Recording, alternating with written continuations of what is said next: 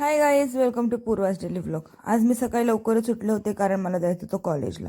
Ready झाले आणि कॉलेजला गेले तर सकाळी सकाळी माझ्या बॅगेची तस्करी चालू होती. बॅगमध्ये काय आहे ती बघत होती. बसलो होतो गप्पा मारत तर अचानक ठरलं चला दगडूशेठला जाऊ. मग निघालो. आम्हाला काय तेवढंच कारण पाहिजे.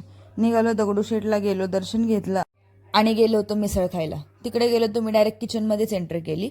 मस्त मिसळ खाल्ली आणि निघालो कॉलेजला. कॉलेजला आलो तर मला एफसीला थोडं सामान घ्यायचं होतं, ते घेतलं आणि परत मला जायचं होतं क्लासला गेले, सगळ्यांना भेटले, गप्पा मारल्या आणि मला अचानक दिदीचा कॉल आला.